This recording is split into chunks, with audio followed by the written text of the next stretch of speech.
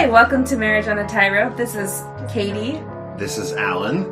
We're doing this backward. We are. What are you doing? We are still married, though.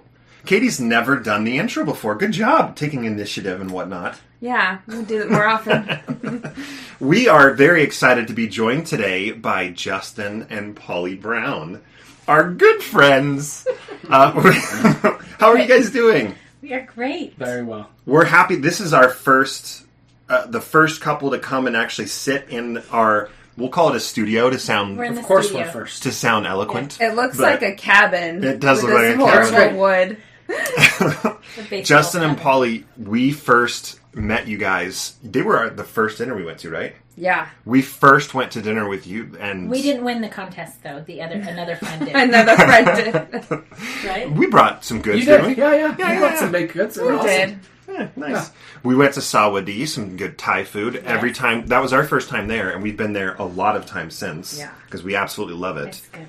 So everyone out there, just know that we've now been hanging out with Justin and Polly for over a year, which is crazy. And we truly are very good friends. So we're just geeked out of our minds to have you here. We Yay. are thrilled. Super excited. Way So excited. what made you get to this point of insanity to want to be vulnerable and share your story? It's been a long road, right? I mean, we talked about coming here with you guys before. Yeah. Yeah. 6 months ago, Yeah. Right. 5 months, some time ago, Last November. and yeah.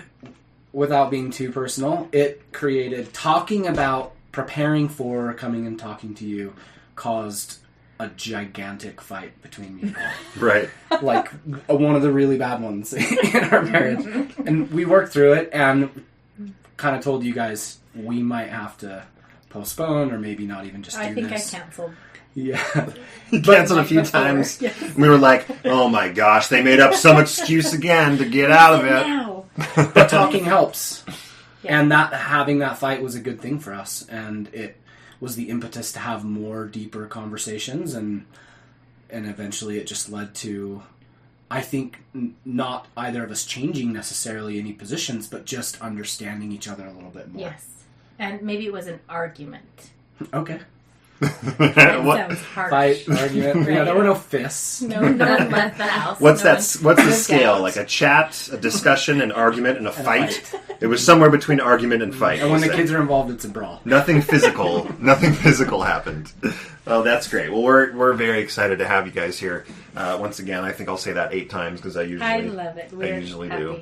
So, what you're wearing matching shirts? This isn't a video Yes, we are. podcast, so they say We're peculiar on it. Polly, explain your sponsor. We went to the Pride Parade today, and we were able to march with some family members. It was so fun. We took our family, and we were able to join this group. Do you want to talk about this group? Well, we weren't aware of this group, but our family member introduced us to the people who organized it, and my understanding is that it's a group called Peculiar, and their mission, I think, is to help protect, help raise awareness. I don't want to speak for them, but Sure. basically their idea is there are too many of our youth who are taking their own lives.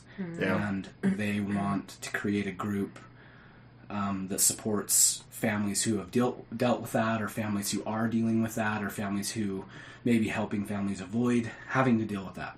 So it was perfect for us to go march with them, which was fortuitous because we didn't plan it. But we have a very dear friend who lost a transgender son just last fall. And it was really, really heartbreaking. Yeah. So this was, we couldn't be happier to be helping support this idea.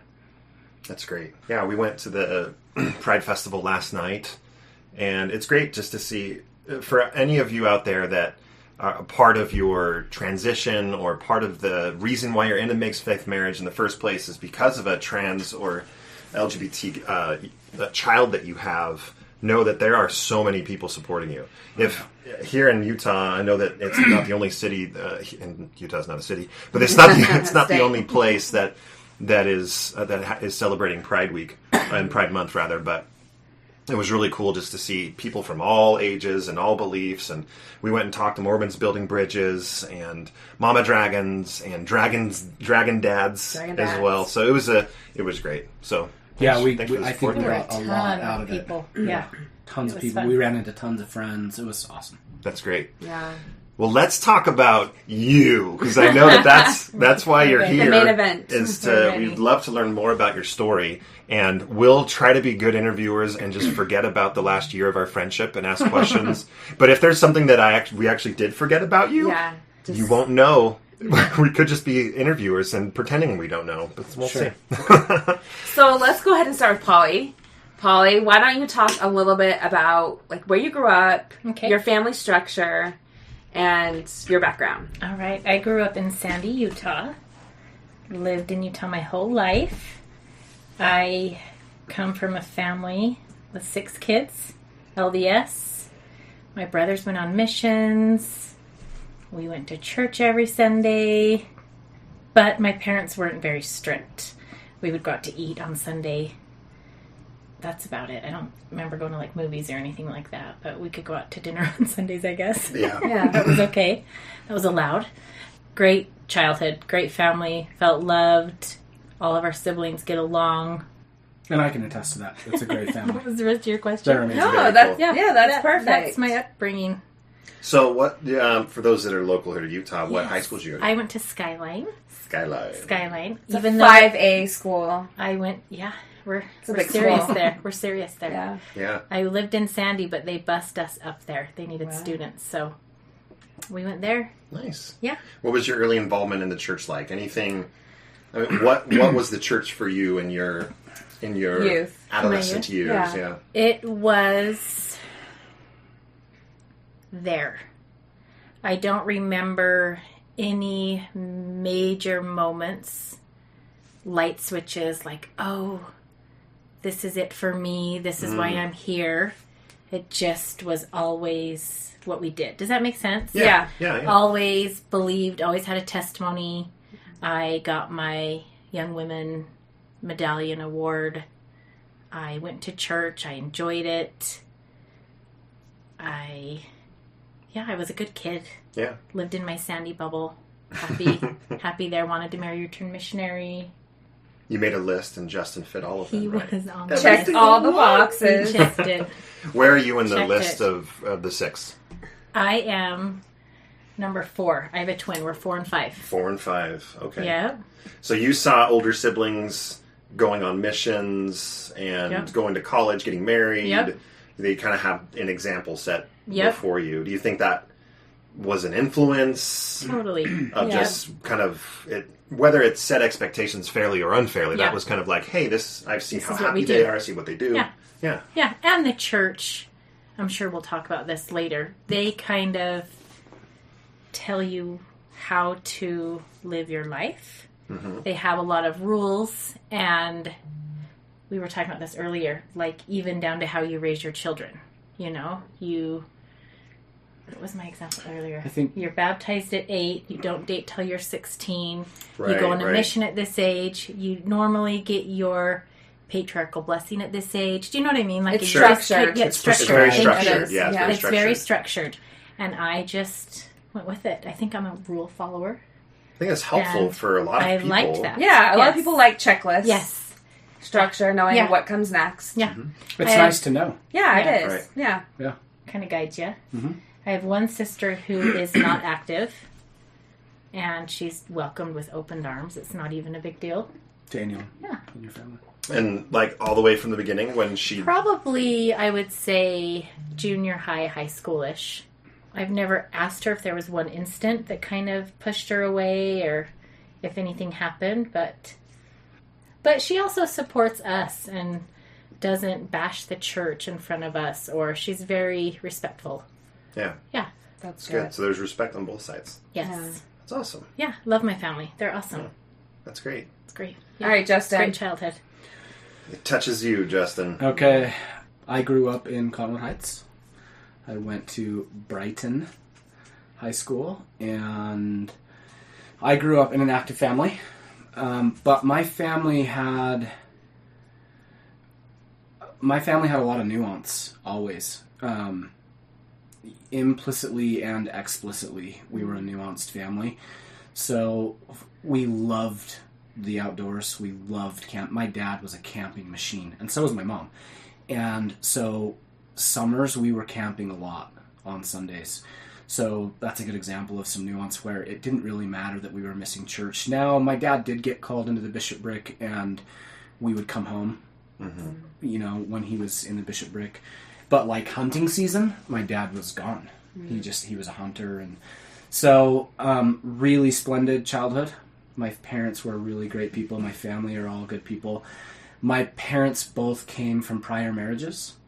So there's some more nuance. So my dad's first wife died, and before she died, they found out she couldn't have babies, and so they adopted a daughter, and then she passed away, and then my dad met my mom, who had been previously married and had 2 kids, and lost her oldest son to an illness, and then divorced, and then she met my dad.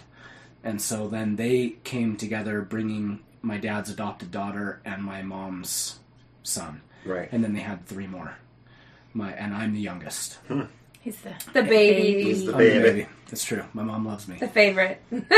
Maybe. So it was a great childhood. I spent a lot of time in the mountains. I spent a lot of, my family. I had uncles who were drinkers. My sister, my only sister, she left the church when she was like in her early 20s, I think, and I was a little kid at that time, but we still loved her. She was a great person. My oldest brother went on a mission, and still to this day is a very active, stalwart member of the church, and such a good dude. Yeah, he's a badass. I love him. He as active as he is, he's so open-minded, and he would, I think he just really values the community and the church, and he loves it. Yeah. And it's really good for him. It's clear that it's good for him. Then I had another brother who was a drug addict. He had a traumatic head injury when he was like 13, and I think that set him off on a rough path, and he ended up addicted to a lot of different drugs. And then my brother, who's just older than me, didn't go on a mission.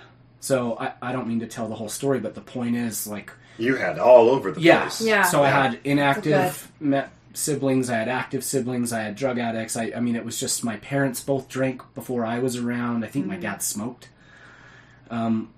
way back in his day. So we just I didn't grow up in a family that was terribly orthodox. Right, right. We were very active, but we were not terribly orthodox. Yeah. Talk about like your youth, because I think you have a really interesting story of like your youth up until like you decide to go on a mission. So okay. Talk us through that. Okay. Yeah, I don't know how interesting it is, but so I grew up in the church. I was yes. Sorry, Coke. I'm sipping on they brought us some Sonic, man. It's so good. Anyway, it is so sorry. good. Go ahead. It's okay. So I was a fairly rowdy kid. My friends and I were, even at a really young age, we were pretty rowdy. My brother, who's just older than me, we just were. We had a lot of fun. And it's a good thing we didn't meet until later, probably. That's probably true. You would have liked him as a youth. He was pretty rowdy. We've said the same thing. We've said the same thing. Like, it's a good thing we didn't meet until later. Yeah, I don't know. So when I was, like, I look back on it now, and there were some times that just didn't work for me in the church. So when I was 12, I was still going to primary because of the weird year change. Yeah. Right? And I was like the early birthday, and my mom, bless her heart, recognized it and just offered to take me home with her every Sunday after sacrament. Oh, that's Because nice. my whole life growing up, my mom didn't go to Relief Society. She just went home. Right. So, and then when I was older, I was in the young men's program. It was fine. I actually really got a lot of value out of being, I had a lot of friends in my ward or whatever. But then when I was 16, I was really into snowboarding, and I got a job at Reams at the camera bar. It was awesome. And that really dates you. Were you like, I remember going renting to Rain. VHS tapes. Oh, yeah. It was the best. Oh, yeah. And so I had to work on a Sunday.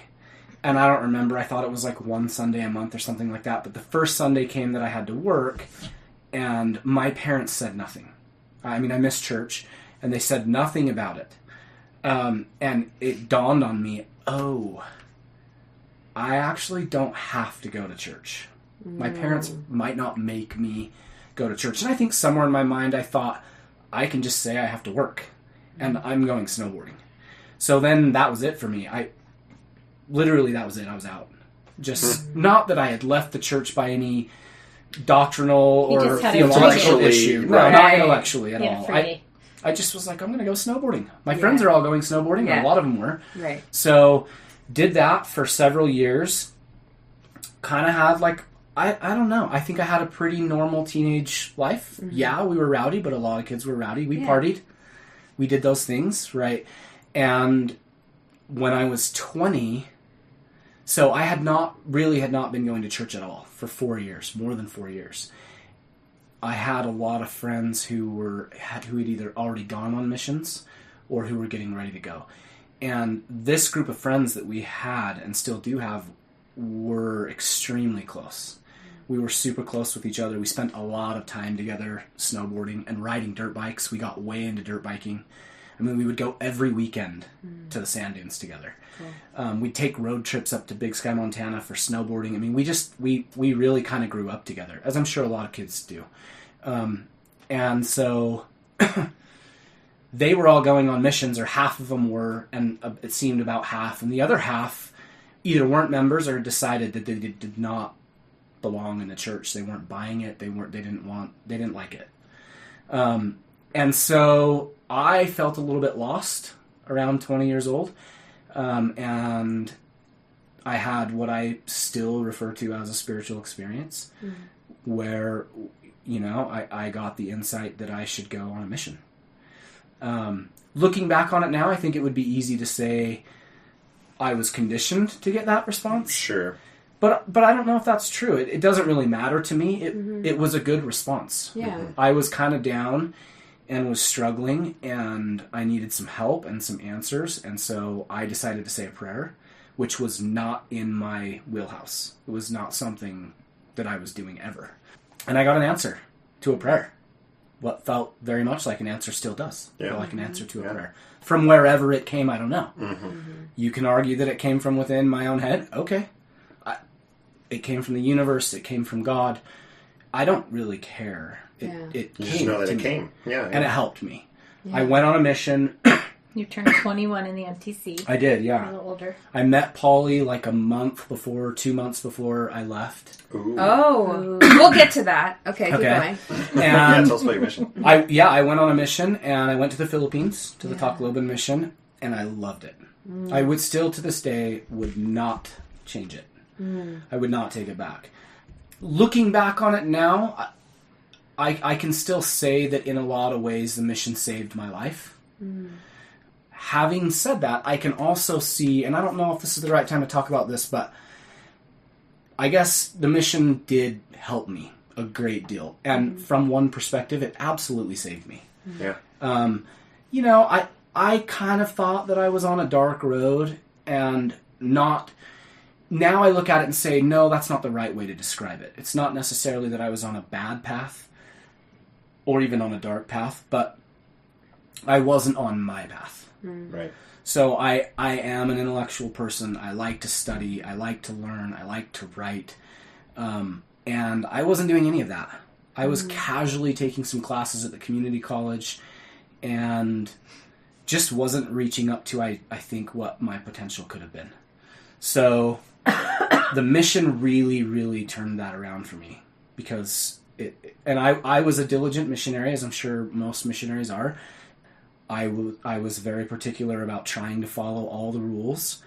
I kept a very open mind while I was on my mission. I never really was a believer that this was the only church that saved people, or that the gospel was the only thing that would save a person.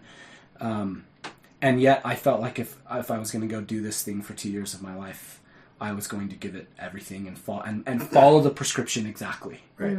Right. So loved learning a couple different languages in the Philippines. Loved learning more about the gospel. I had this huge dictionary that I would carry around from area to area because I loved. Carries dictionary. My mission taught me how much I loved words and how much I loved language, and I wrote every day in my journal, and I learned how to write well, and I learned that I loved writing. I mean, it really was a stepping stone to, I think, a lot of who I am today. I wouldn't trade it. I wouldn't. I look back on it now and say, I probably could be who I am today, or at least almost entirely who I am today, without a mission. I think that there are other ways that I remember at the time thinking, look at I had this group of friends who it seemed like maybe they were on this dark path with me, and none of us were going to school, and then we had this other group of friends, and they were all going on missions. Yeah. And it was really easy to believe that those guys were doing the right thing, and that the rest of us were doing the wrong thing, and that their life was going to be successful, and that they would have bounteous blessings, right? And that we would be not successful, or that we wouldn't be blessed, or that we would have hardships, or whatever. Yeah. Looking back on it now, that's not true. My really, really close friends who didn't go on missions are crushing it. They are all such amazing people and live very fulfilling, happy, healthy, fantastic lives. Wouldn't you agree? So does the other group. Oh yeah, of course. Of course. The kids who all went missions are all amazing people too. Yeah. I'm just saying it didn't quite turn out that way. The correlation is, Right. What you thought in the beginning. What I thought was causality was not. Was not. So you're not saying that 99.8% of the population is unsuccessful? Okay. Right. Fair exactly. Enough. That's a super fair point. So anyway, the mission, having said all that, I'm not trying to knock the mission. It was a wonderful path. It was a wonderful life choice for me. Changed me. I loved it. Awesome. I think most people we talk to also just agree that generally, they have a really good... don't you think? That they have a good experience on the mission and it shapes them? Yeah, for the most part. For the most part. I'm in the same boat. Yeah. In the same boat. I was a C student before the mission and an A student after. Yeah. I mean, it teaches you a lot of good things. It does. And then we had kids and I was back to a C student after that. C's get degrees. C's get degrees. Yeah, with him. And that's right. And in Spain. I have to say it did help. But yeah. Okay, let's go to Polly. Yeah, we're going to go back to Polly because you said a month before you met. So Polly... How did you meet? Stories. Oh, this is a good one. Yeah, I want to hear about. Do you guys know this? I don't know if we do, and I want to know too. Did you wait for him if you knew him before? So go ahead and tell the story. Did not wait. Was there already a wait? Was there a waiting to? If it was only a month before, you guys, we were the typical young Mormon couple.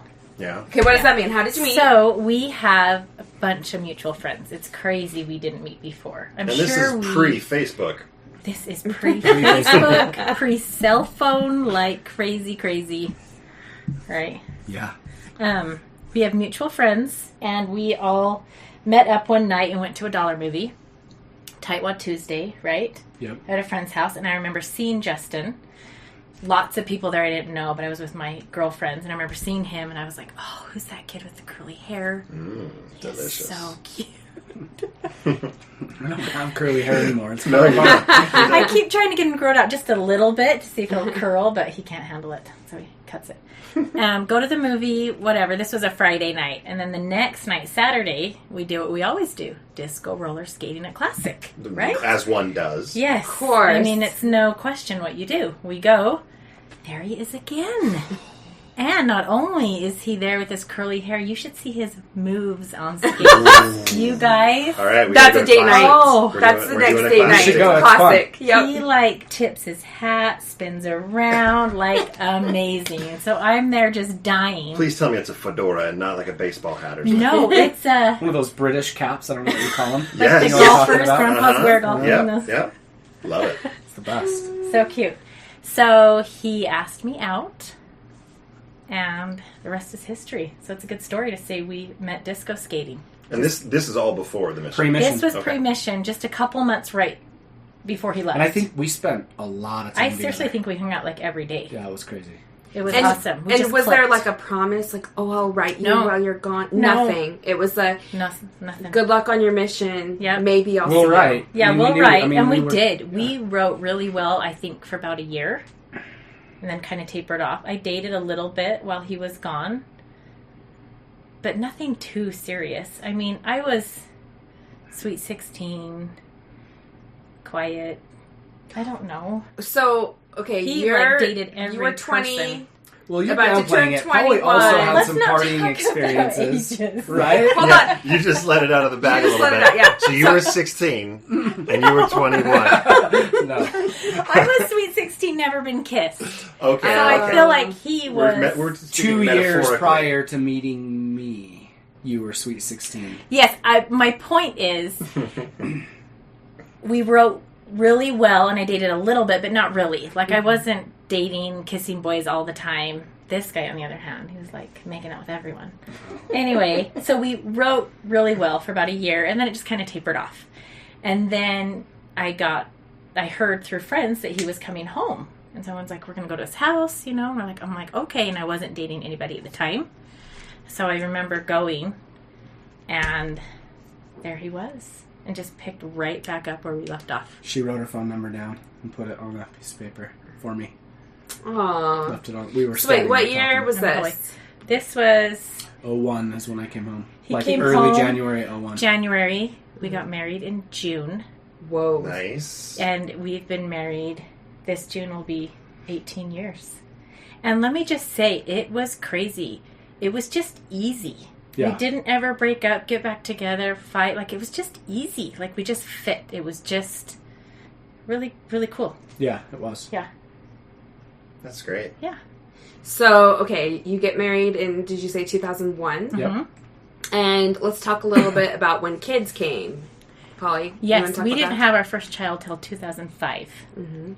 which is good. We were babies, and we had a good chunk of time to be together. Yeah, 4 years. Yeah, Yeah, that's it was good. perfect. Mm-hmm. It was. Yep, and we had our first daughter, and then... So I was 23, Polly was 21 when we got married. When you got married? Yeah. Mm-hmm. Thank you. Yep. I turned 21 2 weeks after. 2 we weeks got later, married. but I would never admit I was 20 when we got married. No way. Oh my gosh, that's my Especially mom. not to your daughter. No Yeah. way. That's my mom. I was like, it was 2 months before my 20th birthday. A Yeah, few, but you a were few months shy. Of You Few were months still shy of 19, 15. Mom. I'm 19. But saying 20 is crazy. Yeah. No way. Right. No way, so thank you. You're welcome. First daughter, perfect. Angel, sweetheart. 3 Yeah. years later, another daughter. And then I have hyperemesis when I'm pregnant. So Just I- explain what it that, is. yeah. So dehydrated. Can't keep water down. Just in bed on IVs So all day. having Ellie almost, I mean, it was bad. It was The really, first one really was bad. Yeah. Yeah.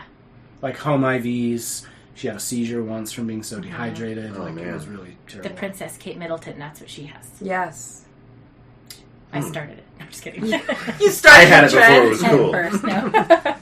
So yes, okay, horrible pregnancies. We had our first baby, and then we waited 3 years and had another one. I wasn't as sick, but I was nervous. We knew we wanted more kids, so we took a big Break, 5 years. 5 years, and then we had a little boy, sick again, crazy sick. Crazy sick again. Crazy sick. It's horrible, you guys. And then we were done. 2 girls and a boy.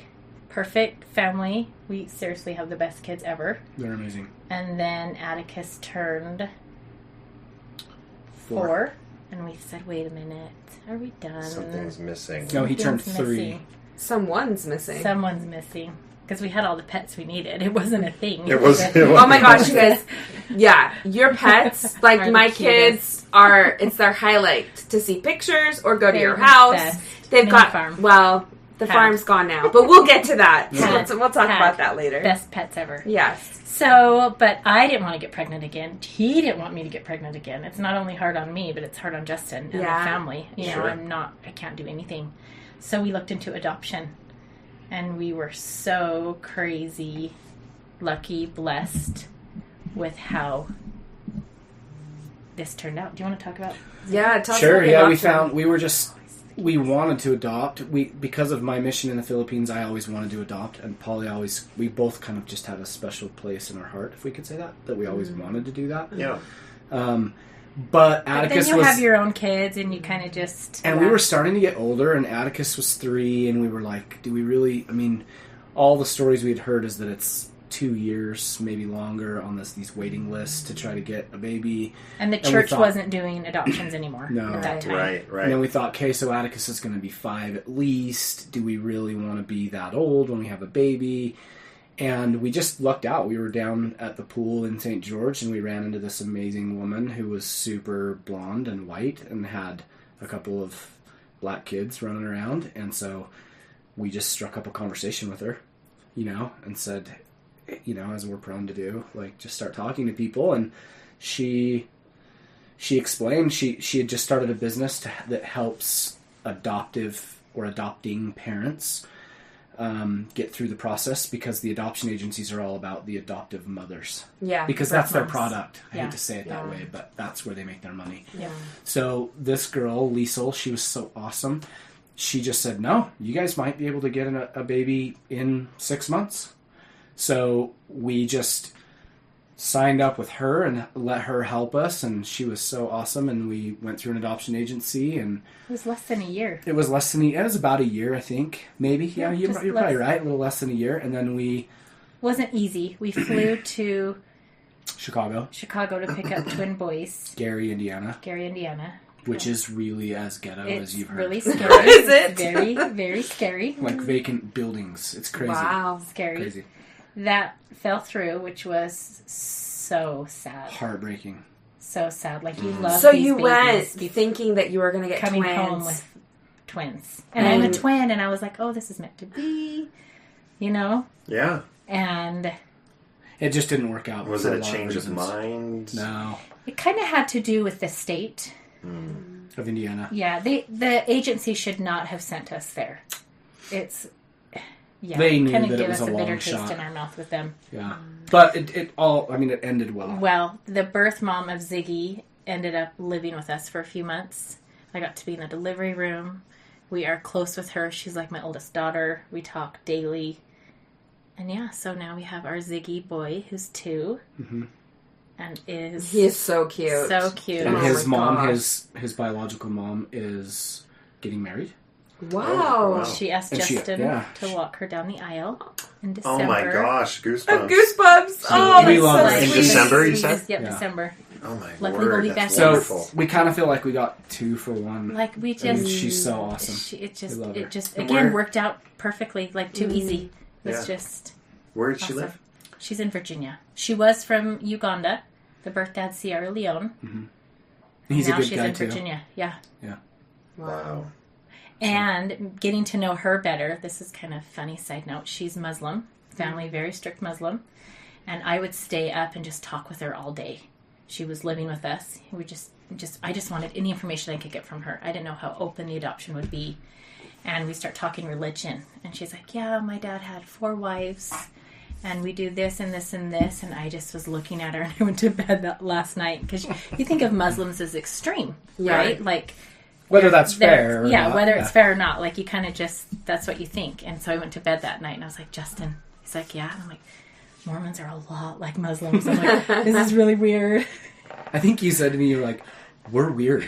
And I was like, What I other know. similarities This is did a you lot. see? Like, what else? Yeah, besides polygamy. The no alcohol, polygamy, dress. Yes, they do cover more. But Modesty is a big deal. Right, modesty's a big Yes. thing. At least it was to her family. We don't know Yeah. if it's fair to generalize that Yeah. all Just Muslims talking from feel her that way, but that was experience her in Africa. experience. Yeah. Yeah. But the polygamy thing got me. I was like, oh, your dad has 4 wives. That's crazy. Yeah.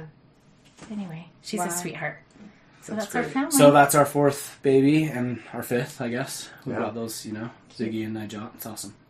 Yeah. Okay, so let's talk a little bit about Justin. Take us through. We always say we hate talking about saying faith crisis, but Sure. tell us a little bit about the beginnings of that, and what year was that? Take us through that. Okay, so I think the best way to to describe how that began, I think Polly actually described it best. We went to one of the Mormon Stories retreats, one that they did up in Park City, and... Wait, so were you already listening to Mormon Stories? Like, how did you know about it? Yeah, so the Mormon Stories retreat was just a couple years ago. So But he'd I'm been saying listening for a long time. For a long time, yeah. But at that retreat, they ask you to introduce yourselves, and Polly stood up to introduce us. And what she said was really interesting, and I think she nailed it. She said, you know, I'm Polly, whatever. She said, Justin has been going through this since we got married. Mm. So that really hit me because she was right, and I hadn't thought about it that way. So when I went on my mission, I had this spiritual experience when I was 20. And then I went on a mission a year later. And during that year, I was mostly focused on preparing for going on a mission myself. Like leaving friends, raising the money. I had to sell a car that I owned. Which, by the way, I would never sell that car now. It was a 62 Cadillac. I'm still a little bitter about it. But I wasn't doing a lot of studying the gospel or the church's, doctrines or policies. And I went on a 1 month long backpacking trip that year, which was huge for me, helped me a ton. Anyway, to your point, when I got home from my mission, I hadn't had a lot of time to learn anything but what's in the Book of Mormon in the Bible, and the manuals and the missionary things that they give you. We had some books in our mission in the Philippines. I read Miracle of Forgiveness on my mission, which was terrible. We'll sorry, have an I'm not trying to be rude. It's brutal. And I read whatever I could get my hands on. I'm a voracious reader. I love to read. I love to learn. So I read a lot. But when I got home, it was like, oh my gosh, look at all these books I can read now. And I enrolled in, institute classes, learning, Church History Institute classes. Met an amazing professor, John Peterson. He still works there. I talked to him a couple years ago. And I just dove right in. And I learned, frankly, right after my mission, quite a few very unsavory things about our church's history. Yeah. But I was in mission mode. I was able to learn those things and see those things through a lens that didn't mean I had to leave the church. None of it, I learned about the Peepstone, and I learned about... You read Rough Stone Rolling? I read a Rough Stone Rolling a long time ago. Yeah. Like 2003, I think, or something like that. Yeah. So I learned a lot of those things that you find in those books, and they just didn't... the church never was like a black or white thing for me, so it didn't really shake my faith. It just... In fact, I think it might have made me more faithful in a lot of ways. Mm-hmm. John Peterson was instrumental in that. He was really good at kind of helping me understand that things aren't black and white, that things are gray. He wasn't afraid to show, to talk about the paradoxes that we find in any religion. So that's probably when it started for me, because I just started studying and learning about that stuff right then, because I just wanted to know. So when did it come to a head? Yeah, because at some point... learning, you said learning kind of helped build faith or more of an understanding. At some point it starts to collapse and a book falls off a shelf. He's showing us his tattoos, which we'll talk about. So, the problem is that I don't want to tell a super boring story. The bottom line is I lived that way. I think I kind of wrote out just in my mind a little timeline, 2001 right after my mission to about 2008. And I graduated from the U in 2005. I studied English and I got another degree in political science. I really loved history. It just all worked. And so my Mormon history studies really slowed down in 2005. Mm-hmm. When I was no longer going to the U, I had started a business. I was crazy busy. We had our first baby. I didn't have a whole lot of time to be studying Mormonism anymore. Right. But then in 2008, we had Prop 8 happen. Yeah. Right? And I think Polly described this earlier today. It kind of got the wheels turning. For me, at least, and I think probably for Polly, too. She's nodding her head. But that didn't... To me, I kind of came away from that experience thinking, Well, I don't know.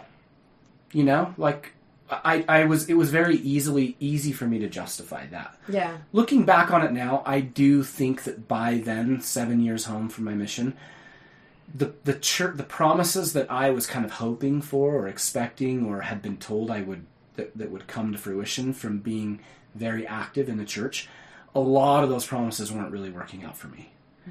Maybe that's not fair to say, but yeah, like specify what like promises.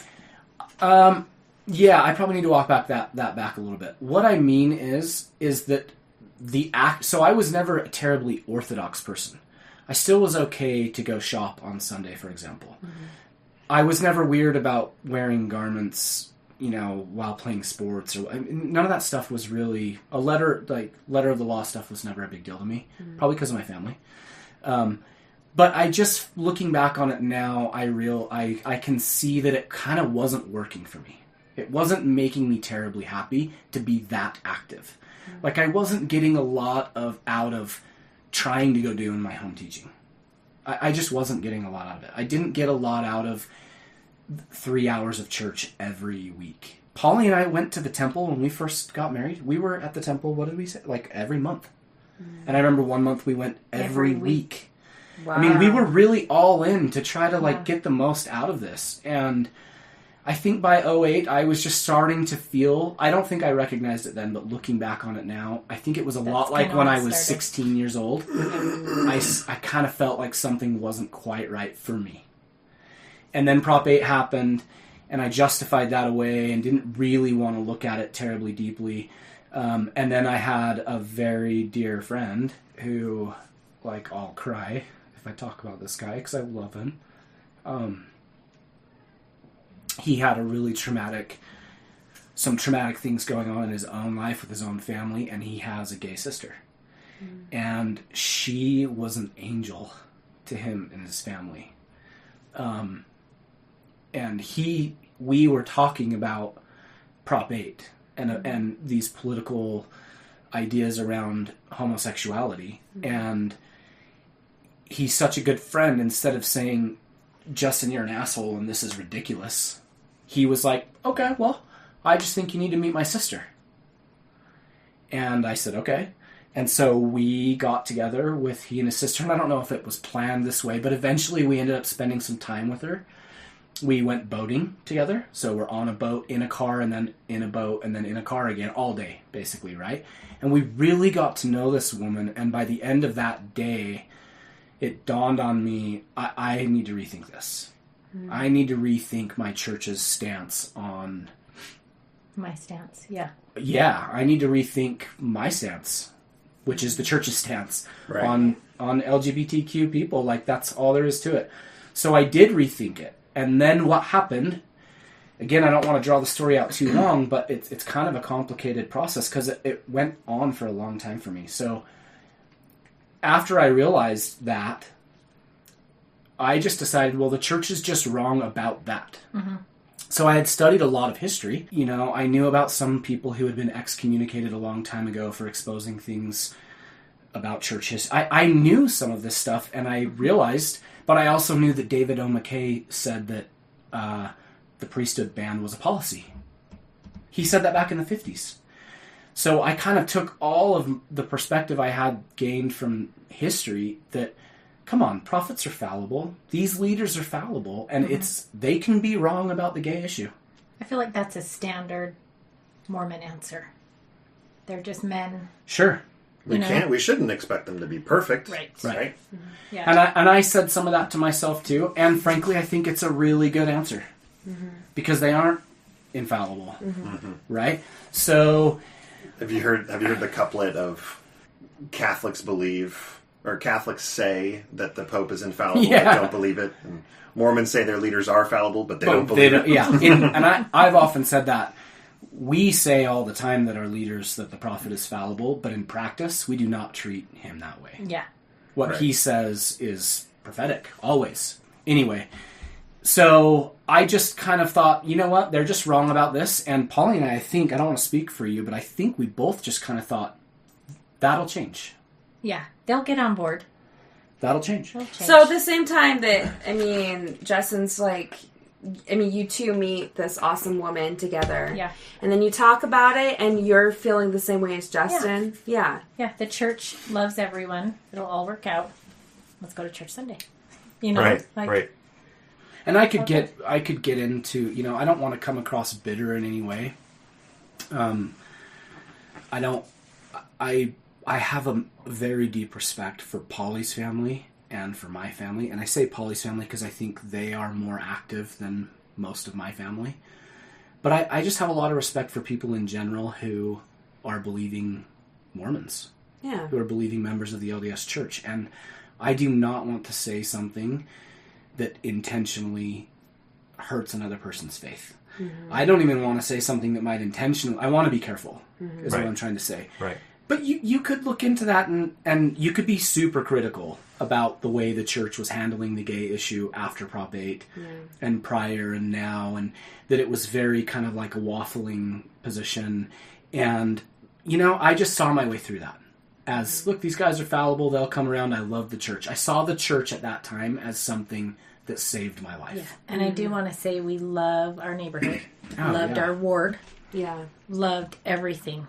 Like, that wouldn't have kept, at that time, either one of us from not going to church. No. Yeah, we were happy. Yeah, so you're happy there. You're compartmentalizing. Yeah, that's what you're doing. You're sticking at, oh, well, it's going to go over here for now because everything else is great except for this one thing. Okay, yeah. So how does your shelf get heavier from there? That's what, 08, 09. That goes on for several years. And then, again, my dear friend, who, you know, my very good friend who kind of challenged me on LGBTQ issues, he sent me a link to a Mormon Stories podcast. And I think he accidentally sent you the wrong one. Yeah, I think he wanted to send me one. Yeah, I think he wanted to send me Grant Palmer's interview. Oh, about his article that he wrote about the laws. Yeah. And instead he sent me Richard Bushman. Oh. And I freaking love Richard Bushman. He's awesome, yeah. A Rough Stone Rolling is pretty pedantic, but I really enjoyed reading it. Mm-hmm. And his interview was great. And there it is again. And that just opened the gates to all those podcasts. Oh, and I'm so grateful. Yeah, so that's when you started listening to Mormon stories. Early, like end of 2012, early 2013, I think. Wow. I can't remember exactly, but yeah, he sent me Bushman's interview, and I would go on these runs up in the canyon and just listen, and I was so fascinated with it. And I came away from that kind of invigorated in my faith because Richard Bushman knows all these things, and yet here he is, an active patriarch. Yeah. Right. I love that. I loved it then. I still love it. I think that's great. And, but I kept listening. And I think now is a good time to say we love John Dehlin. We love John and Margie. And I don't mean to be emotional, but those guys are saving people. Mm-hmm. And they're saving marriages. And they were definitely instrumental in making our marriage strong and get through a lot of this stuff, don't you think? Mm-hmm. And then I listened to, you know, I read some more books. I read, I'm going to forget, No Man Knows My History, which was awesome.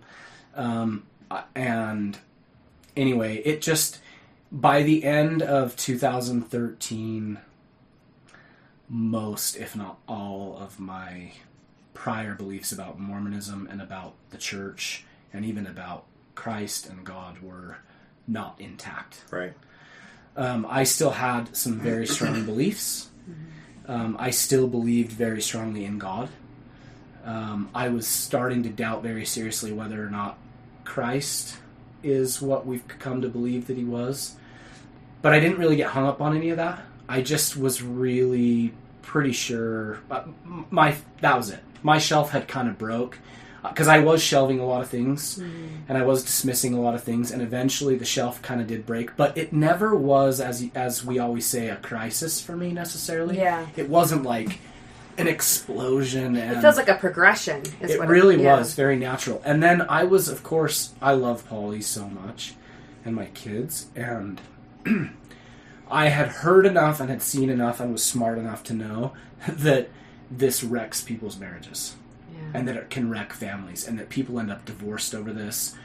And I also knew that it could wreck individuals. So along this road, my dear friend, who I keep referring to, he and I went to lunch with Grant Palmer. Oh, wow. And by the way, all the things that so many active LDS people were saying about him were just so unfounded. He was such a sweetheart, just such a good dude. He gave you guys good advice. He gave me some wonderful advice. And he gave it to me and my buddy. He said, hey, look, if you're going to leave the church, you have got to replace it with something else. Because you have a value system that holds a lot of things intact, that holds a lot of things in place. And he said a lot of people actually lose their minds by leaving the church or by having a faith crisis, not just Mormons, but in general. Yeah. And he really admonished us, hey, make sure you're replacing this value system with something else because you need it. And I took that very seriously, and I could see, I was seeing people around me that were kind of falling apart as they were losing their faith, as their shells were breaking, or whatever you want to call it. And I did not want that to happen to me because I wanted to be there for my kids. And I wanted to be there for Polly. And I did not want our marriage to end. And, I didn't want that. So I took it super slowly. And I kept on doing a lot of what I think I could fairly call now mental gymnastics to make it work for me. And I don't regret that. It actually did work for me. And we stayed active. We stayed active for a couple years that way.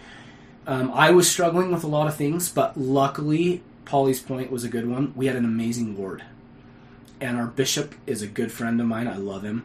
And he's a really smart guy, and he's a really open-minded guy. I mean, the bishop roulette thing is real. And our bishop, we won the lottery for sure. He's just so rad.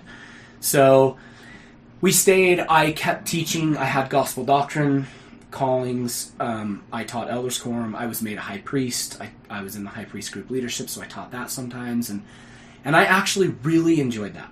I really, really enjoyed that. But I was constantly coming at things with a nuanced perspective. So when he would teach, I'd be in the front row and shake my head if he would go too far. I love that the women are the barometers. And he'd look at me and I'd just give him the look like, don't you dare. Like I would look at Polly and she would give me the signal and I'd back off. But tone it down a little. But I raised some good issues or at least I thought I did. And I tried really hard to affect change from within. Because I believed that once I was out, if I ever was out, then I would just be dismissed. People aren't. I mean, we see that. We don't listen to the people who have left. Yeah. So, and for whatever reason, that's fine. Yeah. Polly, let's go to you. Take us back through like that time. You see the progression, right? And like how he's feeling. But talk I don't about think this. I knew fully how he was feeling. Because was it why? Was it behaviorally nothing really had changed? I mean, he's still going to church. He's still teaching. He's listening to his podcast, but is he talking to you after he's listening to these? Yes. He would send me a few to listen to. I don't think, maybe I'm just not aware, and I was just in baby mode, little kid mode, but I knew he had issues with a lot of things, but I didn't know that they were that strong to want him to not be there, a member of the church. You know what I mean? Yeah. I just thought, kind of like everything else, we would kind of find a way to justify it and just keep going.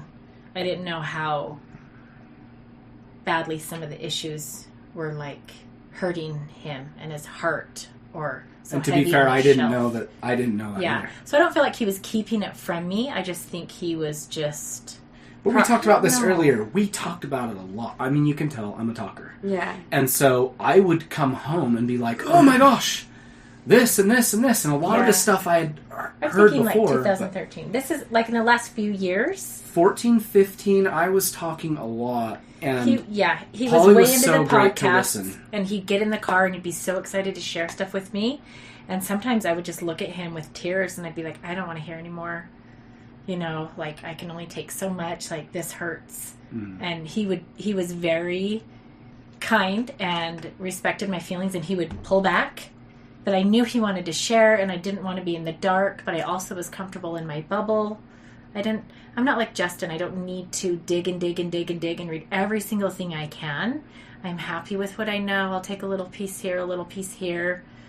But I was content where I was in my bubble. Mm-hmm. So he would share things with me. And some things were positive things, like all the Givens books. We went and heard them speak, and all those things were great. But sometimes he'd come home and he'd be like, did you know this about Joseph Smith? Did you know this? And I'd listen, and then I would just be, I don't know if I was nervous or scared, but I would just be like, I can't. You can only take too much. And whether it's true or not, it threatens this happy bubble that you have. It totally threatens it. And I don't mean, you don't use bubble as a negative thing. It's just like, I'm comfortable here. Don't try to get me out of it. Yeah, don't knock my bubble. Right. And you're not looking for the information. Yeah. And you want to be supportive. Yes. But you also don't want to hear it. Right. It's like, it's tough. I want to hear okay, talk, and I'm going to put my hands over my ears. Yeah. It's so hard. Yeah. It's so hard. So I just tried to be there and be supportive, but I don't think I knew where you were until that retreat. So, tell us about the retreat. So, we actually did a session with John and Margie before we adopted Ziggy. So, about 2 years ago. Yep. Remember? We went up to their home. Almost 3 years ago. Yep, and just talked about faith and where we were, things like that. And it was great. Yeah, so helpful. They're so sweet. They're so good. And then couple years after, 1 year after, Justin's still going through all this information, and sometimes I was a little worried and threatened. Oh, and at this time, I think we were going to church every other week. Yeah. Every week was too much for Justin, I could tell, and I'm getting older kids. They don't want to wake up for 9 o'clock church. Right. It's like pulling teeth, And we had like a mass exodus in our exit in our ward. Like, so many people left. Not from faith issues. No, sorry. We live in like these tiny bungalows. Just kind of moving. Sorry. Okay, got it. Tiny bungalows. And it just, I think it was like 11 or 12 families just left. Tons. Just happened to leave at the same time. And my girls, didn't have any friends. I mean, lots of friends in our neighborhood, but not in our ward. So getting them to go was really hard. Yeah. I don't want to, that's just not a good way to start your Sunday. So I think I was like, I'll sleep in this week. It's all good. So I feel like we were every other week at that point. And to me, that was perfect. It really was. Actually. So then the retreat. So Justin emailed me and he's like, hey, this might sound strange and it's right over our anniversary, but how do you feel about going to one of these, what are they called? Retreat, I think. Norman Stories Retreat. I'm not sure. And it was, and I was like, oh, okay. For our anniversary. And I looked into it, and I knew John and Margie, and I trusted them, so I didn't feel like I would be attacked. But I think it was more for someone going through a faith crisis. So I was a little hesitant to go. Like, how many of other people that are still in will be there? So I was a little nervous. But we went, and wow, it was really cool, you guys. So cool. I learned so much. I gained so much empathy for anybody going through what Justin was going through at the time. These stories you hear and these people, and everyone's vulnerable there. And it was awesome. It was so good for me to be there. And I feel like that helped us. And I feel like hearing Justin say, I think they asked you if you could say anything to me. Yeah. I got put on the spot a couple times, You actually. did. I felt like we both did, but it was good. It's because you were too quiet. Well, and there were a lot of people in the angry phase through their transition, and I think they were kind to not target me, but got intense a couple times there. You know? And it was interesting. I don't think, you can correct me if I'm wrong, but I don't think I was terribly angry at that time. At that time you weren't, but you did go through a bit. For sure, and I still do every once in a while find myself being angry, but... I feel like I'm slowing down here. I'm sorry. Yeah. What I said, I think what you're referring to is when... You said, I want Polly to know. Yeah, I said, I think I just want Polly to know that I'm not... I can't unlearn what I've learned. And I'm not ever going back there. And I didn't mean, and I clarified, that doesn't mean that I'm not going back to church or that I won't go to church with you.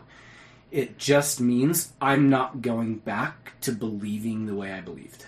Yep. It's not going to happen. That was hard to hear. Because I think in the back of my mind, you think, oh, this is just a little phase, Yeah, maybe this retreat's going to help him. Yeah. go back. Yeah. Yeah. It was hard. And then... But I needed the space to say that, and I think that, ironically, Polly always would have been able to hear that from me, because I know that she loves me enough for that. But I was just so worried. And they talked a lot about that at this retreat, that we as Mormons, and people in general, are taught, we are conditioned to love our spouses conditionally. And John made this point really well. You're not going to be perfect at loving your spouse unconditionally, because you're just not. But we try.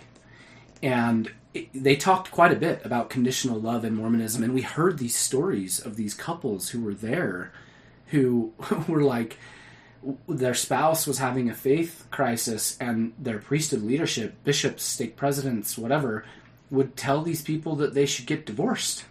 That they'd be better off divorced. And so I think I left there thinking, okay, we're okay. We're okay. This isn't that bad. We're okay. But I also had moments where I did think that, like, are we supposed to get a divorce? Like, what happened? What happens now? Because, like I said, we've got this checklist. We've got these rules. And I'm supposed to marry a returned missionary. We got married in the temple.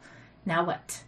Now what? The deal's off. Yeah, like, this was our agreement. Yeah, right. You're breaking it. Yeah. It's really hard. And I told Justin this probably for about a year. I just said, I'm just still sad. I'm still mourning the person I married.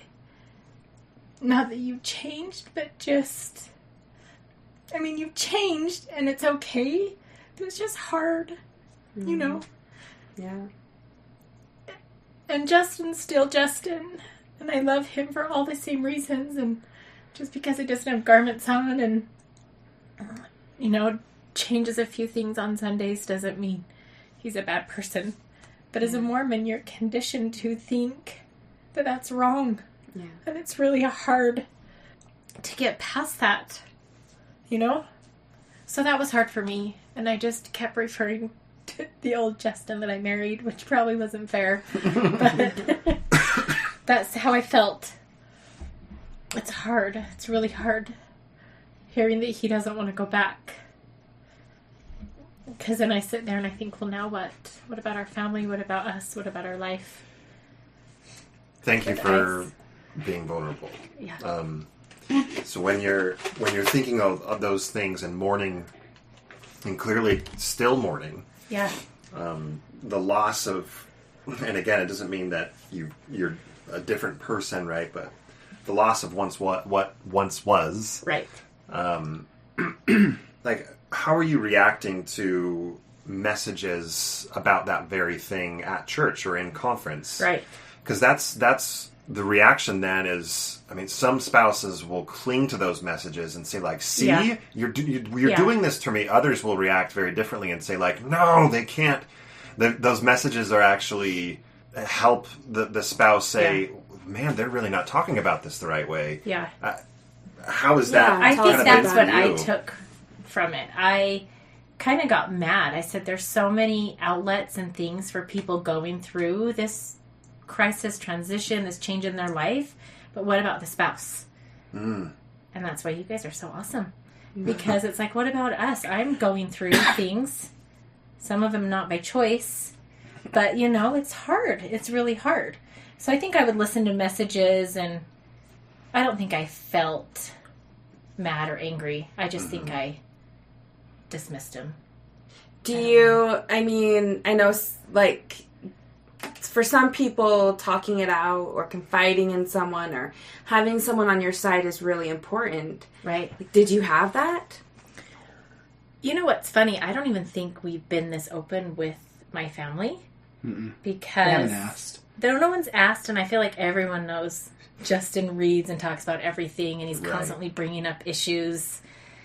And so I don't think we've ever even said Justin doesn't go to church. He doesn't really believe. Yeah, we've never really had a need to come out, as it were. Right. Yeah. Right. I mean, Justin's never taken his names off the church records. And I don't intend to. He still refers to himself as a Mormon. Right? You were the first person that told me about the tribe. That's a good thing. Mormon is now An is like ethnic the group. only ethnic group that is purely American.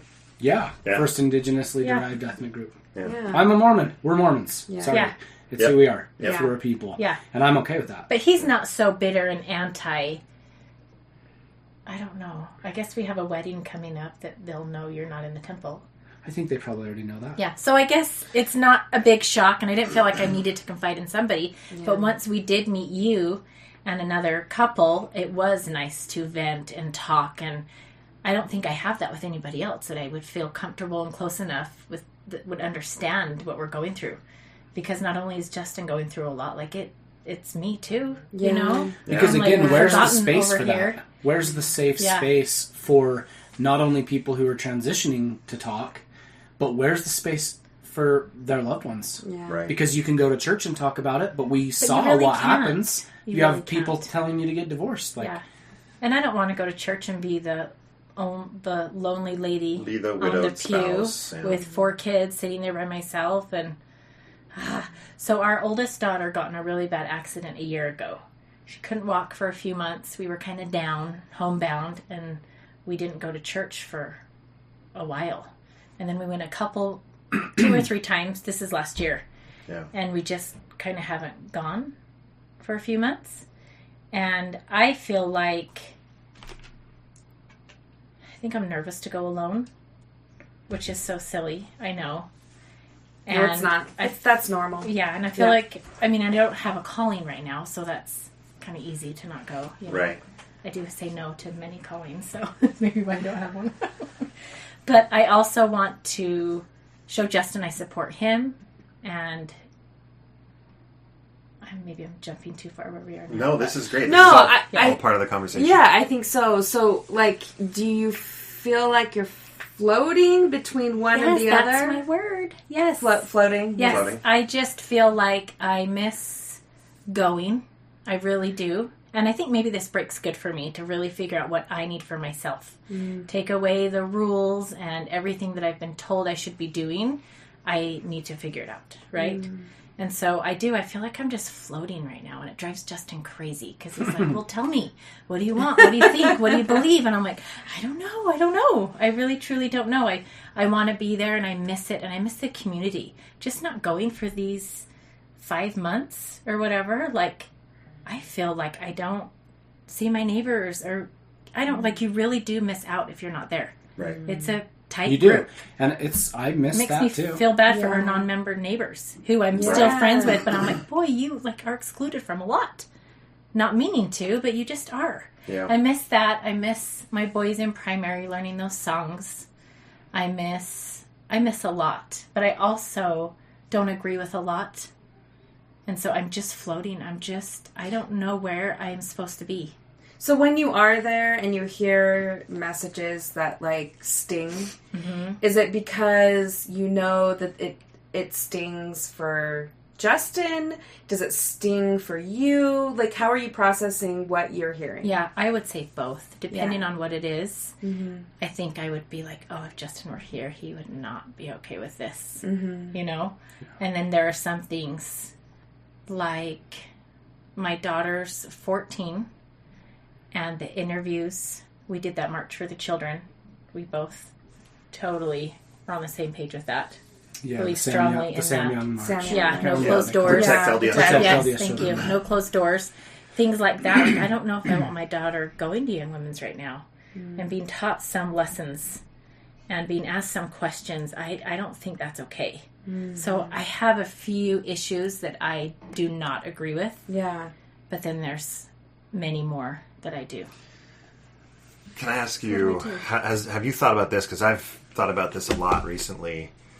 It's exhausting to, as a parent that is concerned about some lessons that they can learn there, and there's a lot of good lessons that they can learn, but it's so exhausting to have to go through the manual every single week to be like, am And I okay with it going? deconstruct what's being taught. Like, Yeah. and is Yeah. some teacher going to go rogue and teach something that they shouldn't, Yeah. or is the bishop going to pull her in for an interview? And I just don't know. And I don't know about it. Totally. And it's It is a little overwhelming. It can get really exhausting Yeah. to kind of be A referee. to kind of be a Yeah. referee and go through that and go Yeah. through Yeah. that, and like I have to pull. am I going to have to pull my son in after church every single Sunday and ask say, what he "What learned did in you learn primary, at that and then try to get through? Yeah. I mean, it's a lot. I was talking to Katie before you guys came over today, and was just like, this is just hard. Yeah. It's hard to it's exhausting to have to think about it all the time and think about what to say to the kids. That's a whole other topic that maybe we can get into now. Oh my heavens. And Yeah. I mean, organically we kind of Yeah. are. It's just, it's And I will difficult. say, it is exhausting, and it doesn't have to be. Like, Ooh, to teach me, please. well, we don't go. Yeah. Right. And- That's your Wait a solution. minute. And Right. you want to know what? We were talking about this. You guys, we've never had family home evening regularly. Wait, I'm sure there were a few months where Like, when I had one We child. put together the big kit with all the books and the pictures and the games too. and all the Oh, yeah. stuff, and we do it once or twice, Right. right? But we never were every week, right? We are having family home evening. We still call it that. Yeah, us too. Like every week. Yep. And it works. And it's not on Monday. It's on Wednesday, typically. And if it doesn't work out on Wednesday night, which is the night none of our kids do anything, so we're always home, we do it. We find some other time in the middle of the day on a Saturday or a Sunday, and we discuss things. And we've had some amazing conversations with our kids. We're not singing a hymn. We're not reading any scriptures. We're not confined to talking about a gospel, in quote, topic. Mm-hmm. But we can still talk about, like, sexuality. Mm-hmm. And we can talk about alcohol and drug use and the importance of education and spirituality. Or and, read a poem, or, or Right. prayer or service. And we're taking the values that the church instilled in us that we still hold dear, and we're applying them in our lives without the church. Yeah. You're using it in a way that works for you. For us, yep. And the Yeah. Dillons told us to do that.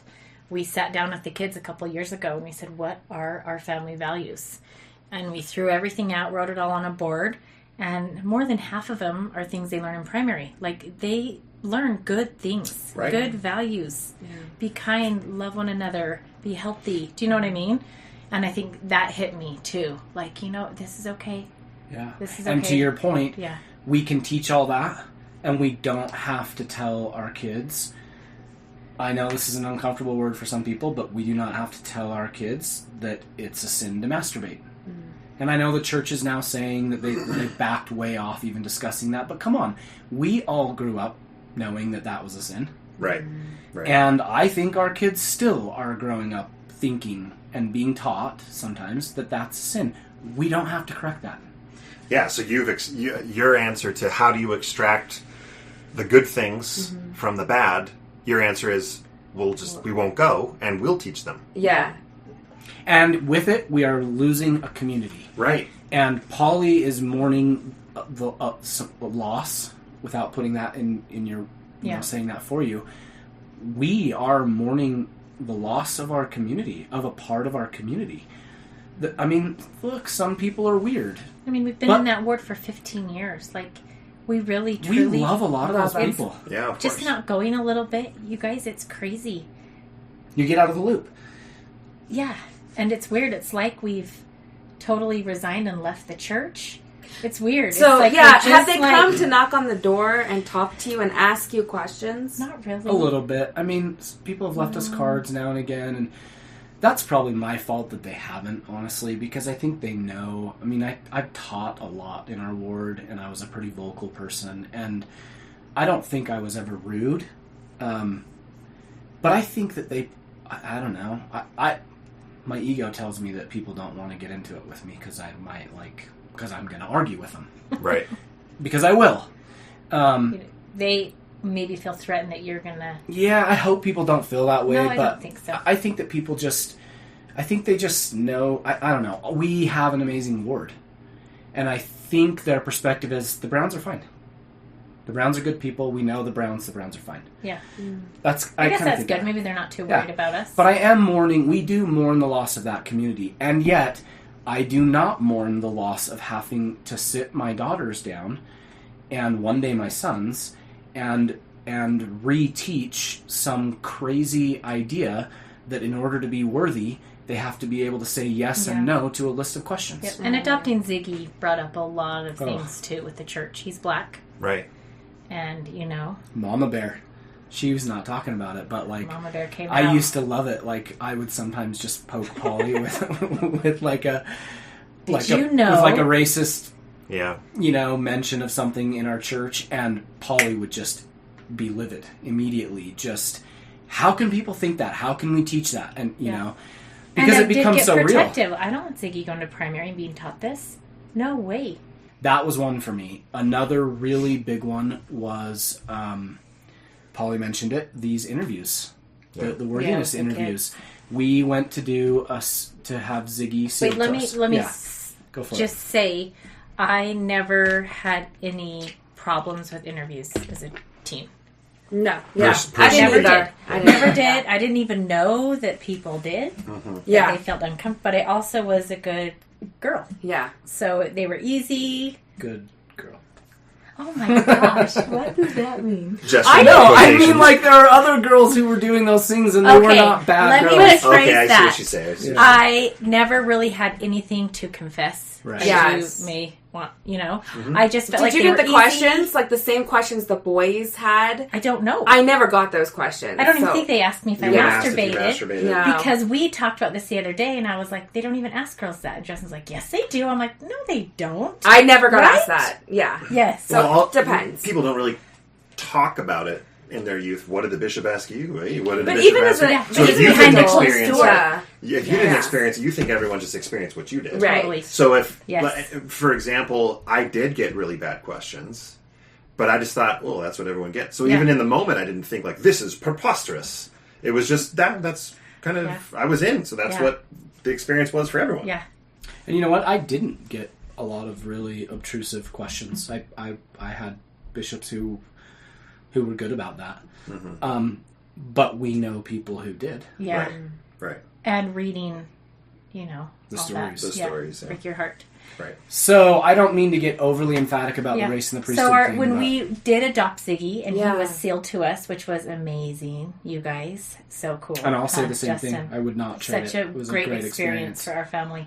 So our girls at the time were 12. Yep. Whoa, was she only 12? She- And 10. Ziggy was sealed to us right before Ellie's accident. Yeah.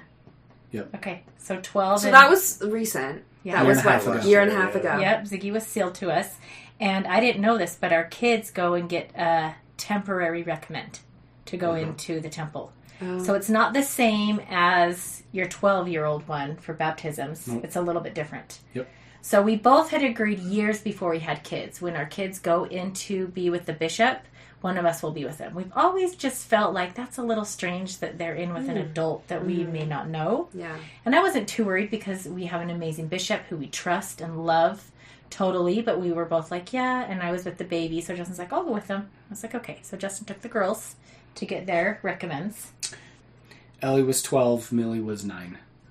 I thought it would have been like a baptism. And I don't know. Just I think- simple questions. Right. Yeah, and I knew that the law of chastity question could and probably would be asked. We went in to do this interview, to do the temple sealing with Ziggy. And again, I knew the law of chastity question was coming, and I just thought it'll be okay. So this is at a time when we're going to church twice a month at most. And in the summer months even less, because we're always camping or whatever. And it was like, that will be fine. If anything odd comes out of it, I can easily talk to Ellie and Millie afterward. Or jump in if needed. Yeah, but or jump we in didn't and we'll be really there. feel And I really love my nothing bishop. happened. He's such Yeah. a great guy. So it was like, it'll be fine. We got to ask those questions. It'll be fine. So we did. They went through the thing, and it's Yeah, Ellie's he asked awesome. Ellie, It was do you good. know what the law of chastity is? And Ellie said, yeah. Can you explain it? She started explaining it. She was not doing a very good job. She's 12. She's 12. Right. So I interrupted, and I said, and my bishop was grateful. I could tell that I did. And I just said, Ellie, the law of chastity is that you don't have sex with someone unless you're married. And she's like, oh, okay. And then the bishop goes, and I feel bad because I know that he's trained to get a yes or no answer. Right. So he goes, well, so do you have a problem with that?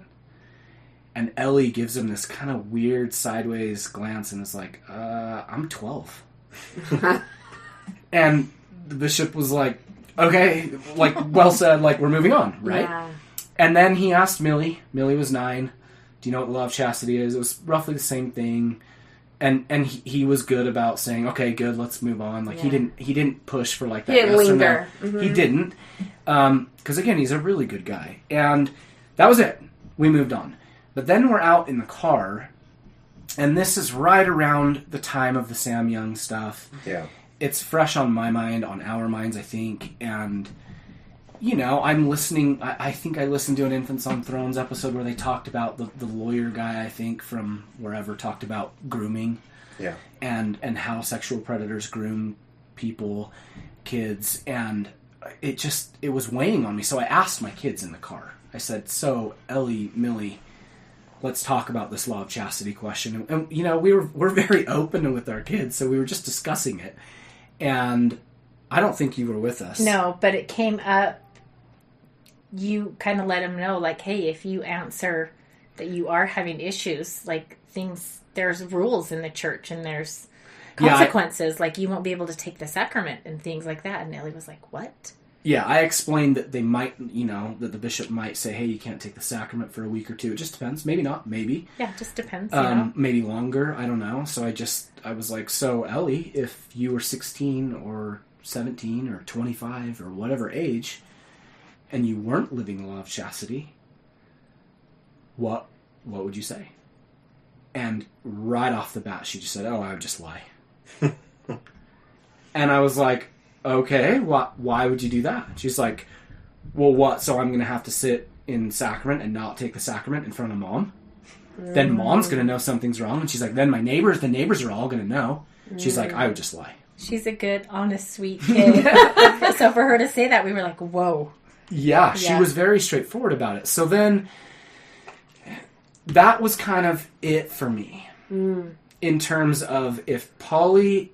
I'm not really going to make an effort to go to church anymore because it dawned on me that if we go, then my girls are going to be active, somewhat active, and they're going to be in the Young Women's Program, which means they're going to be exposed to these interviews.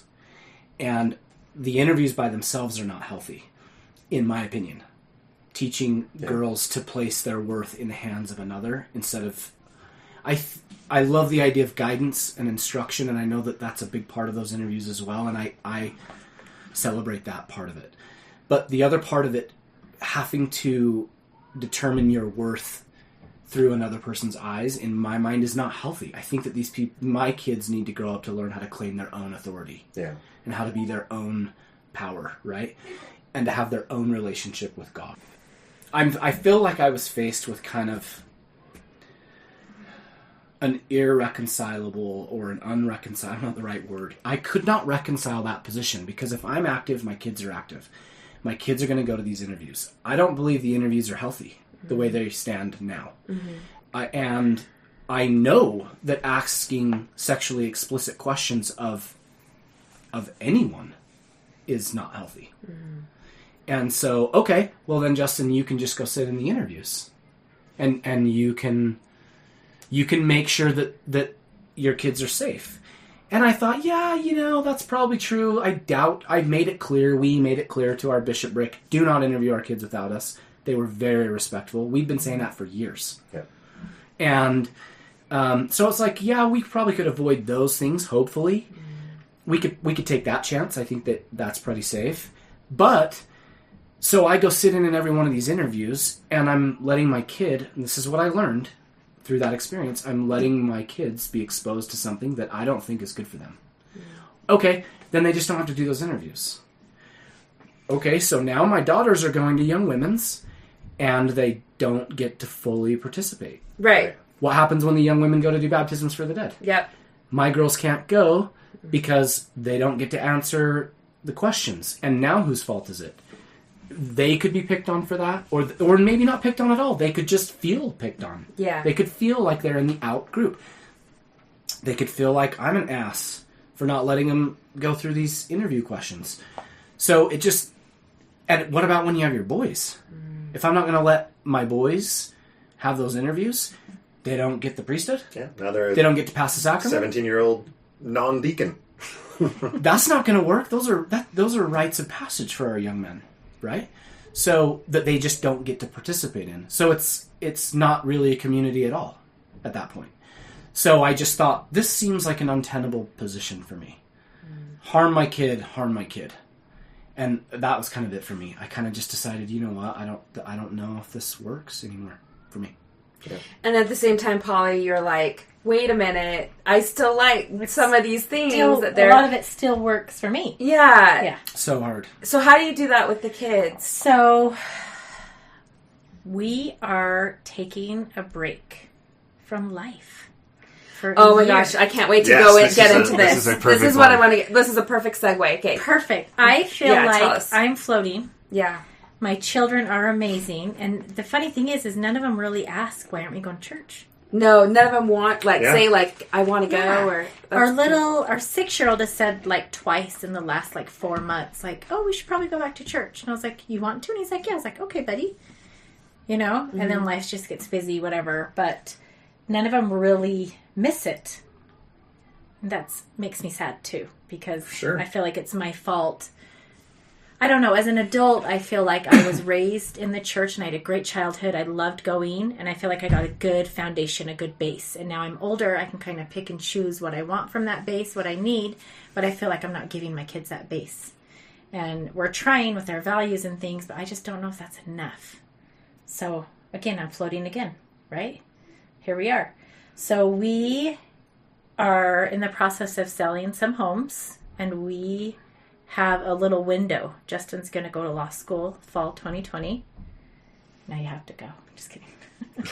Which, by the way, is super commendable, I think, because it's I guess they call it your second act, right? Yeah, sure. You're kind of later in life and you decide to change things up. So I know, I'm like, if this is his midlife crisis, for you. I'll take it. I'll take it. That's Going to law school for your crisis? School over a Porsche? No, just kidding. No, could be worse, right? Yeah. So our family has this window to just travel the country, and we're going to take off for a year and just travel and be together, and I feel like I need it. And okay, what are you traveling in? You got to give us some more. I imagine it would be a Winnebago or an RV of some point. Oh, you would think. Mini Winnie. We are traveling in a school bus that has been gutted and turned into a tiny home. I want to say a schoolie. And it is darling. We've seen pictures, and it is awesome. It is so for the cute. listeners, we'll post. We'll post a picture on Instagram. Yeah. You can follow us, follow our journey, and I think it will be good. I think I will be able to. Justin will be with us, and I feel like I will have time to focus on what I need, what we need. We can hit different churches. We can go hit LDS churches. I don't know. Maybe I can find what I need for myself. Yeah. What are you looking for? What specifically are I just you don't want to hoping be to get out? Floating. I want to find where I'm supposed to be and just feel grounded. And that's so funny because to be grounded, you're going to run around all over the place. We are. and maybe I won't find. I don't think you mentioned how long do you plan on being gone for? About a year. So everything has to work out right. I mean, right. You can imagine that's a huge undertaking. It's huge, yeah. And it's going to cost a lot of money, and the practical one.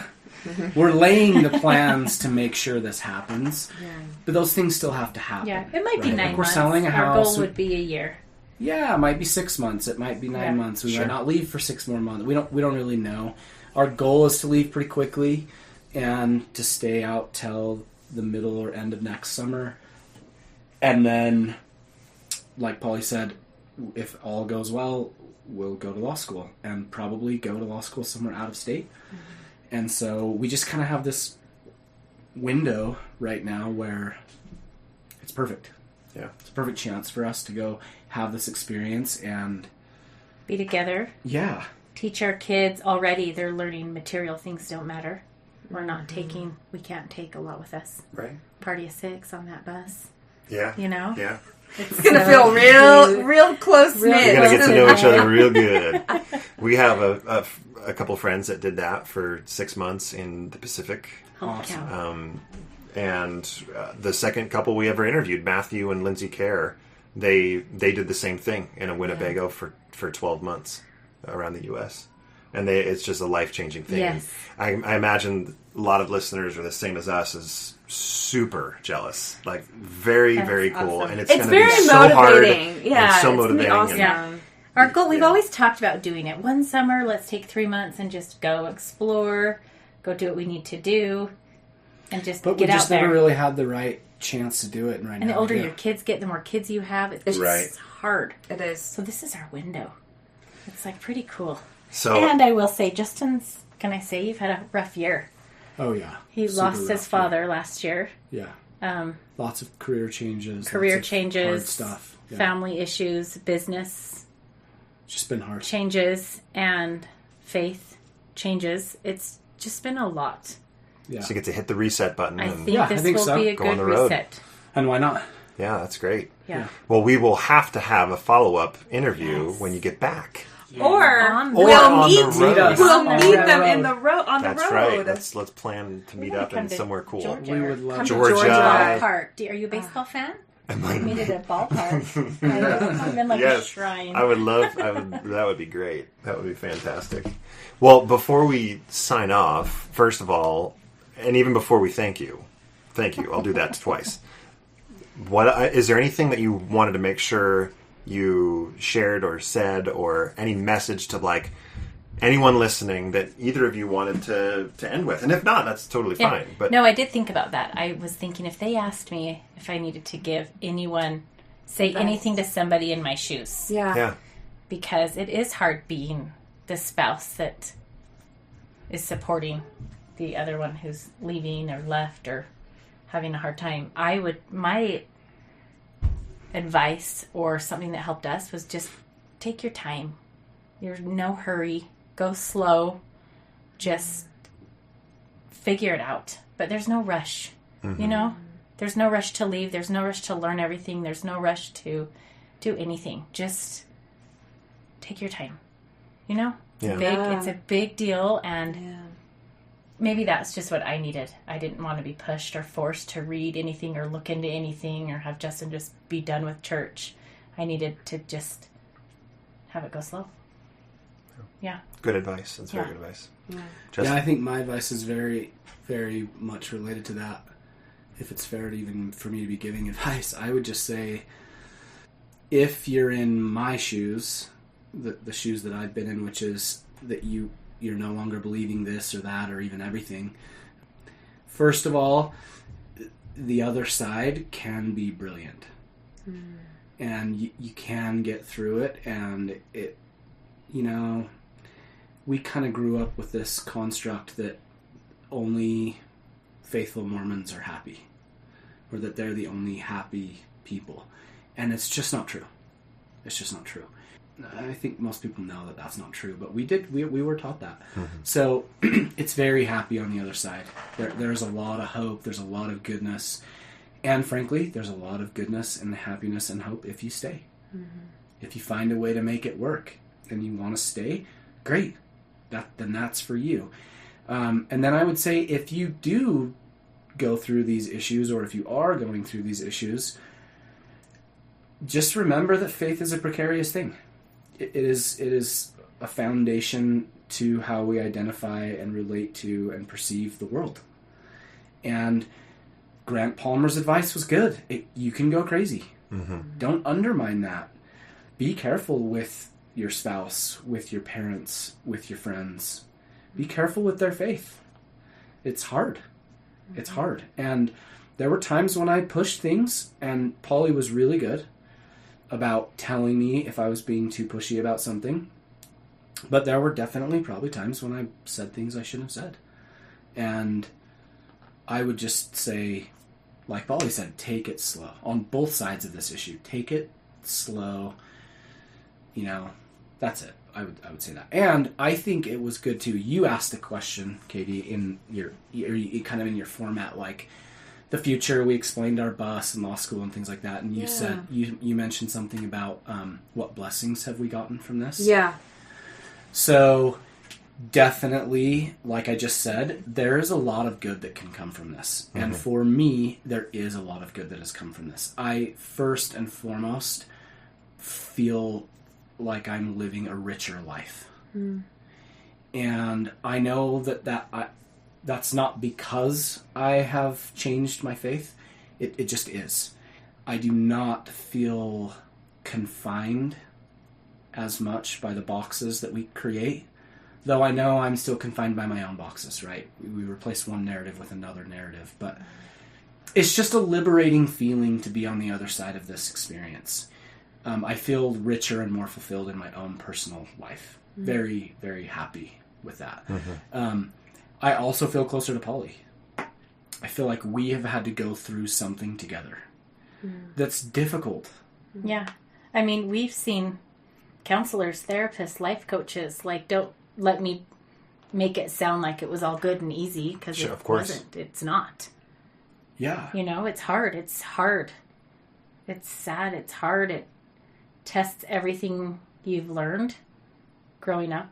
LDS. Yeah. You know? Yeah.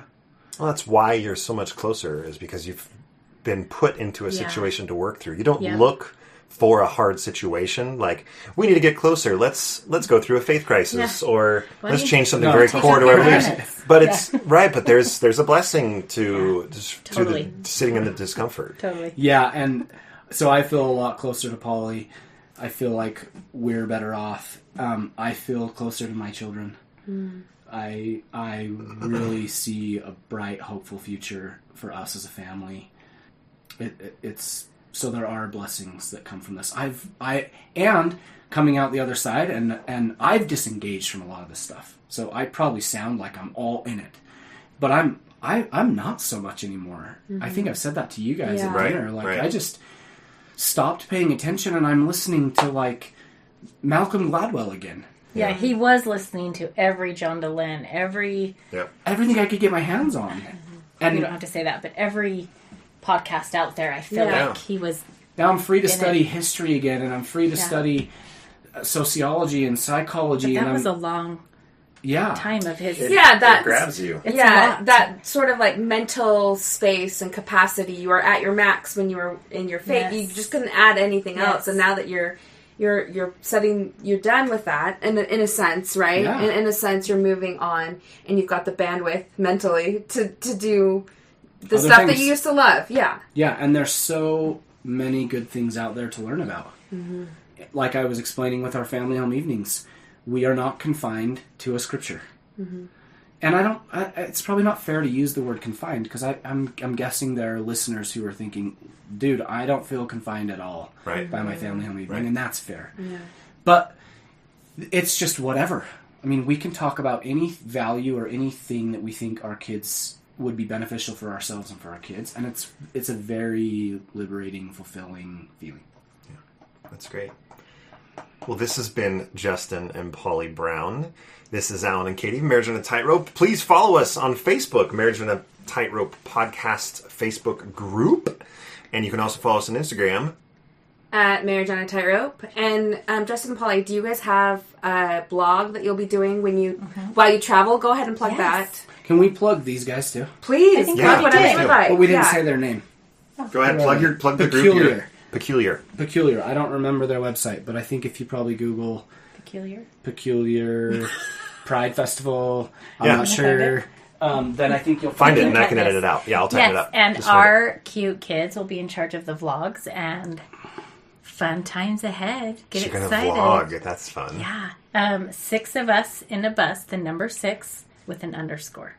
Okay, 6 of us in a bus. And this was a big commitment. I mean, we had a mini farm at our house. We had, you guys. They had a pig, a mini pig, the pig and the hedgehog, and the bunnies, and the bunnies and the dog. Cat. Oh my gosh! Yeah. Is it safe to say you'll really miss your pets?